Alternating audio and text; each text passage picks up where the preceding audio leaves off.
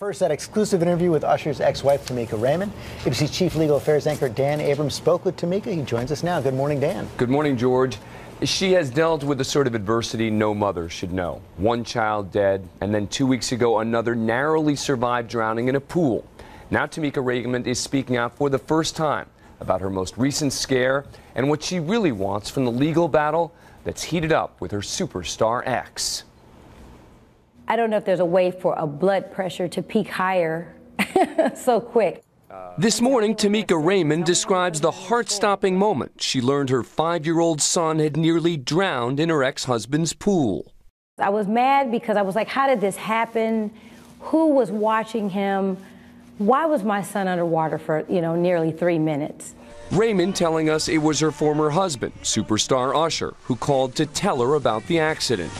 I was at a dental appointment, and he doesn't call me regularly, so when I saw his number come up, I immediately jumped up because I figured he has the boys. I need to get this. For Raymond, it was a horrifying case of deja vu. Her 11-year-old son, Kyle, from a different marriage, died in a jet skiing crash just 1 year ago. Did you think to yourself, please? Yeah. No, not something like this again? Yeah. Yeah. It was like I relived it, like my brain just went into all those modes thinking, and I even said on the phone, I said, I've had this call before. Did you blame Usher for that? I didn't blame him for it. I just was angry that it happened on his watch.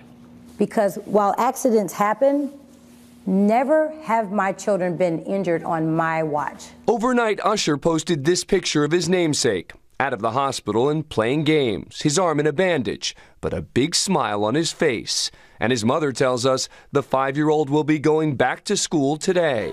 But for his parents, the drama is far from over. This is ridiculous. This is ridiculous. Just hours after little Usher's near drowning, Tameka Raymond requested an emergency hearing, hoping to win temporary custody of her 2 young sons with the Grammy-winning singer. When the incident happened, my attorney filed an emergency motion so that when my son was released from the hospital, he wasn't going to have to go back to the house where the incident happened. Because based on our custody schedule, just like now, my son was released into his father's care again. I deemed that an emergency. But a judge disagreed, allowing Usher to keep primary custody, despite his ex-wife's arguments that he's rarely home because of his schedule recording and performing. What do you want from this?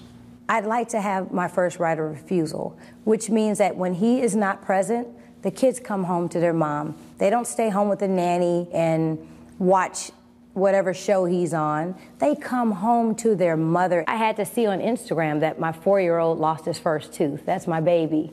Things that are like precious moments, milestone moments, I'm just missing them. Now, as their custody battle rages on, Raymond tells us she's continuing to fight, both in a legal courtroom and in the court of public opinion. You took a psychological examination in connection with this, and a psychological report in this case determined that you have a moderately severe mental disorder. I'm going to be retested. I mean, you would think from hearing that sounds like, wow, she must be cutting the kids or beating them excessively or on crack or selling crack. There's been this picture of you drawn in the media, which is psychological disorder. Yeah, I'm crazy. Spit at the girlfriend, Violent. hit Usher, threatened him. Wow.